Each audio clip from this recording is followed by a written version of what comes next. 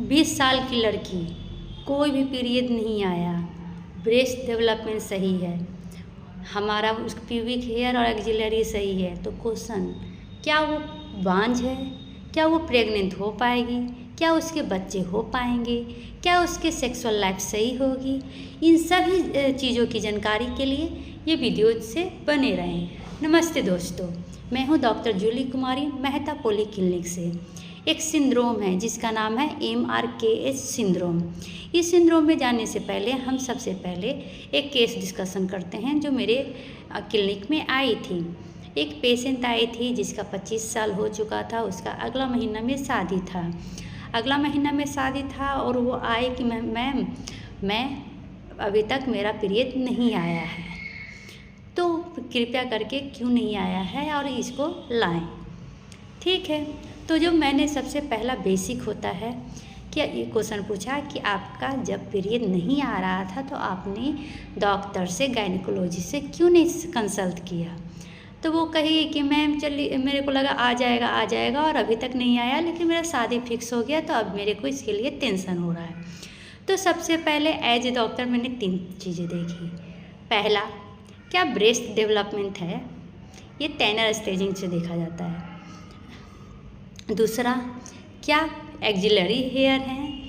तीसरा, pubic hair हैं। तो हाँ, इस पेशेंट में तीनों थे। ठीक है, तो पहला तो हो गया क्लिनिकल, ये फिजिकल एग्जामिनेशन में सब सही है। तो अब थोड़ा अंदर जाते हैं। अब उनका अल्ट्रासाउंड करवाने के लिए भेजे, तो अल्ट्रासाउंड में ओवरी नॉर्मल था लेकिन यूट्रस नहीं था। चलिए ठीक है। अब तीसरा फिर से हम उसका MRI के लिए भेजे, तो MRI के लिए भेजे तो पता चला कि इसको MRKS सिंड्रोम होया हुआ है।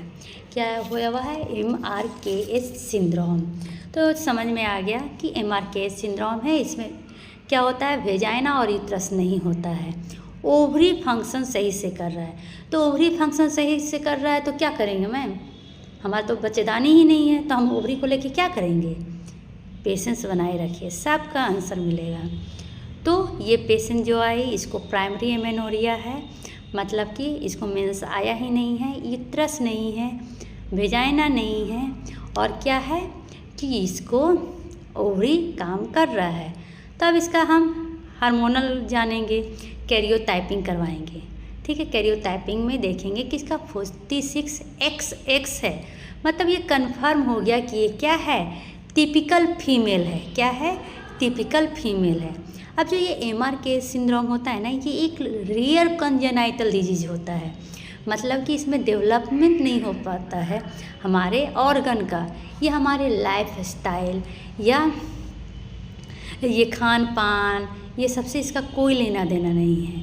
ये जेनेटिकली और हार्मोनली लड़की रहती है, लेकिन इसके यूट्रस मतलब बच्चादानी नहीं रहता है। ठीक है, तो अगला क्वेश्चन आया कि ठीक है, इसका यूट्रस तो है नहीं, तो फिर शादी कैसे करने से क्या फ़ायदा? मिली तो शादी के बाद सेक्स होगा और उसके बाद बच्चे चाहिए, तब ये तो बेकार हो गई। तो ऐसा गलती नहीं समझिए, सेक्स लाइफ इससे अफेक्ट नहीं होता है। वेजाइना नहीं है, बन जाएगा, लेकिन ये माँ बनने का है, तो इसमें उस लड़की का अपना बच्चा होगा, बायोलॉजिकली अपना बच्चा होगा, लेकिन वो उससे नहीं होगा, सेरोगेसी से होगा या उसको एडॉप्ट करना होगा। ठीक है, तो सबसे पहला MRKS सिंड्रोम क्या है?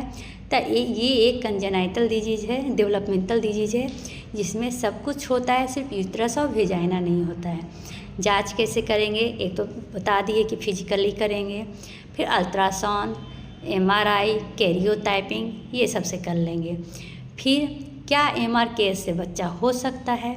तो हाँ, MRKS से बच्चा हो सकता है, बायोलॉजिकली हो सकता है। मतलब कि आपके पास तो अंडा है, तो आप अंडा दे दीजिए, आप हस्बैंड का स्पर्म रहेगा और वो किसी और की गोद में, जिसको कोख उधारी कहा जाता है, उधार लेके अपना बच्चा पैदा कर सकते हैं, या फिर एडॉप्ट कर लीजिए। सिर्फ आपके पास बच्चेदानी ही नहीं है ना है, बाकी तो आपके पास सबके पास है। तो क्या इसमें सेक्सुअल लाइफ नॉर्मल होगा? हाँ, नॉर्मल होगा, क्योंकि इसमें वेजाइना तो पूरी तरह हम रिकंस्ट्रक्ट कर देते हैं। ठीक है। तो ज़रूरी नहीं है कि जिसको सबको MRKH होता है। अगर पीरियड नहीं है तो इसको MRKH है, ज़रूरी नहीं है। एक और कारण होता है जिसके कारण पीरियड में डिले होता है, जिसको कहते हैं कॉन्स्टिट्यूशनल डिले, ठीक है, उसमें बाद में आ जाता है। तो सबको जिसको पीरियड डिले हो रहा है उसको MRKH है, ऐसा नहीं है। तो सबसे पहले वो बता दिए कि MRKH सिंड्रोम क्या है, दूसरा इसका जांच कैसे करते हैं, तीसरा क्या इससे बच्चा हो सकता है कि नहीं हो सकता है, चौथा कब डॉक्टर से संपर्क करें।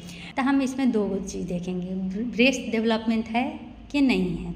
अगर नहीं है तो 13 साल, अगर है तो 15 साल, मतलब कि आप सीधे 15 से 16 साल तक अगर आपको पीरियड नहीं आ रहा है तो आप डॉक्टर से सलाह लें, ठीक है।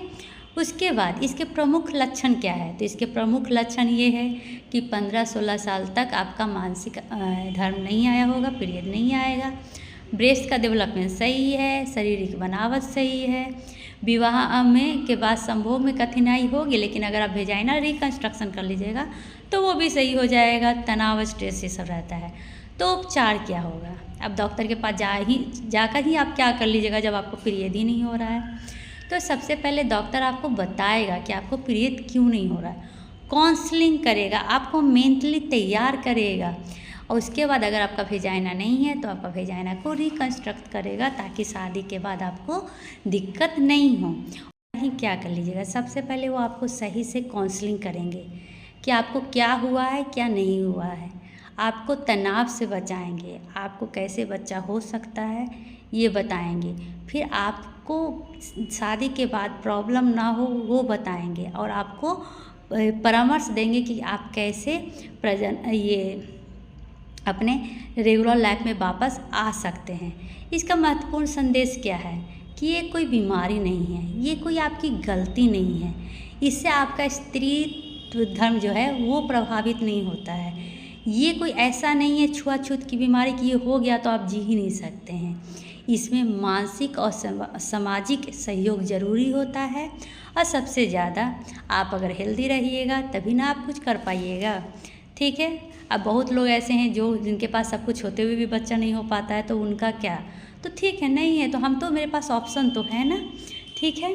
तो अब देखिए ये हमेशा याद रखिएगा कि आप जागरूक रहिएगा तभी स्वस्थ रहिएगा, और हमेशा अपने पीरियड पे ध्यान देते रहिएगा। धन्यवाद।